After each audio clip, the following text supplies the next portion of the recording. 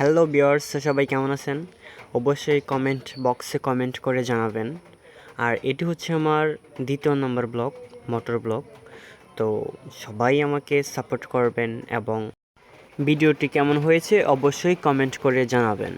যাই হোক, বাসা থেকে বাইক নিয়ে বের হয়ে পড়লাম মোটর ব্লগিং করার জন্য এবং আমার একটি দরকার ছিল আজকে একটু কলেজে যাওয়ার জন্য। তো কলেজে যাওয়ার জন্য বের হয়ে পড়লাম। তো আমি এখন কলেজে যাব।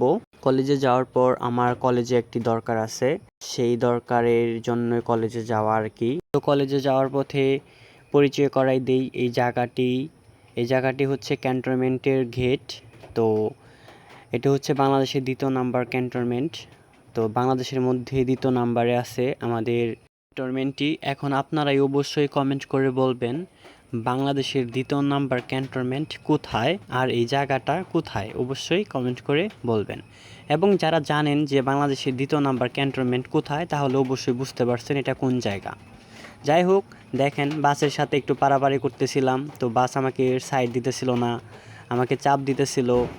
তারপর ওই পাশ দিয়ে তো অনেক গাড়ি, এই জন্য ওই পাশ দিয়ে আর কি যাওয়া যাবে না, এই জন্য এই পাশ দিয়েই চেষ্টা করতেছিলাম। তো অবশেষে বাসের আগে যেতে পারছি।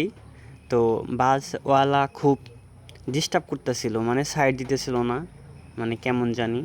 পরে তো রাগের মাথায় খেপে গেছি। তো এইভাবে রাগের মাথায় কেউ বাইক রাইড করবেন না, কারণ এটা জাস্ট উদাহরণস্বরূপ দেখাইলাম আমি। এরকম অনেকেই কিন্তু আছে যে সাইড না দিলে মানে এলোমেলো হয়ে যায় তার মাথা, যে আগে যেতেই হবে। তো এটা মনে থাকে না যে একটি দুর্ঘটনা কিন্তু সারা জীবনের কান্না।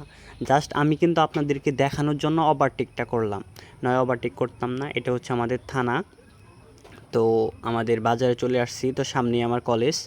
তো আমি একটু পরে কলেজে ঢুকে পড়ব। কলেজে ঢোকার পরে আমার কলেজে কিছু বিশেষ গুরুত্বপূর্ণ কাজ আছে, ওই কাজগুলো করব। এবং হচ্ছে এটি হচ্ছে আমাদের থানা এবং এটি হচ্ছে আমাদের সবথেকে বড় বাজার থানার মধ্যে।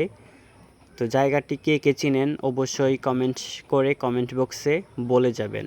আর সবাই ভালো থাকবেন, আমার জন্য দোয়া আশীর্বাদ করবেন, আমি যেন আবার ভালো ভালো ভিডিও আপলোড দিতে পারি। তো সবাই ভালো থাকবেন, বাই বাই।